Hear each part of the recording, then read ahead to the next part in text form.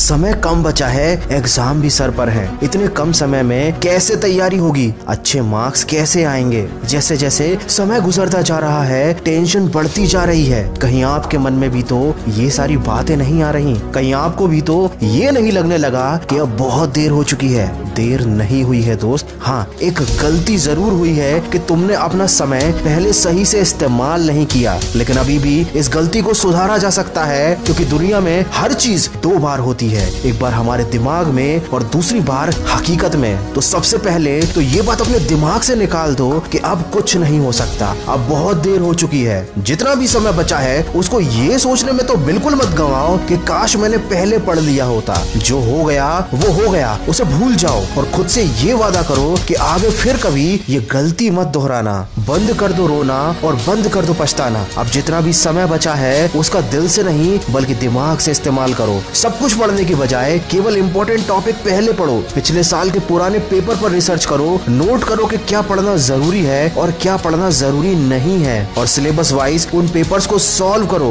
दूसरों को देखकर अपने टारगेट सेट मत करो, ना ही इस बात पर ध्यान दो कि किसने कितना पढ़ लिया। आपको बस एक बात क्लियर होनी चाहिए कि आपको कितना पढ़ना था और आपने कितना पढ़ लिया। अगर पढ़ते समय नींद आए तो 5 मिनट के लिए घर की छत पर टहलने चले जाना और अपनी किताब जरूर साथ में ले जाना। मैं 100% गारंटी देता हूँ कि नींद भाग जाएगी। आप जिस भी टॉपिक पर कंफ्यूज हो रहे हैं उसको टिक करके अलग रख लीजिए। जब आपकी पढ़ाई खत्म हो जाए तो इस टॉपिक को इंटरनेट पर या अपने किसी बड़े भाई बहन या दोस्त से पूछ लीजिए, लेकिन उस टॉपिक के बारे में सोच कर अपना टाइम बिल्कुल भी खराब ना करें। एग्जाम हॉल में जाने से पहले अपने किसी भी दोस्त से किसी भी टॉपिक को लेकर डिस्कस ना करें, ना ही खुद को जज करें, क्योंकि यहाँ आपका कॉन्फिडेंस लेवल गिर सकता है या आप कंफ्यूज भी हो सकते हैं। जैसे मोबाइल पर गेम खेलते समय जब तक गेम कंप्लीट नहीं हो जाता सारा ध्यान, सारी इच्छा शक्ति और सारा फोकस उसी गेम पर रहता है, वैसे ही ध्यान और वैसे ही फोकस अब पढ़ाई में लगाना है। चाहे नींद आए या तूफान आ जाए, नजरें किताब से हटनी नहीं चाहिए। लाखों में एक बंदा IAS बनता है, हजारों में एक बंदा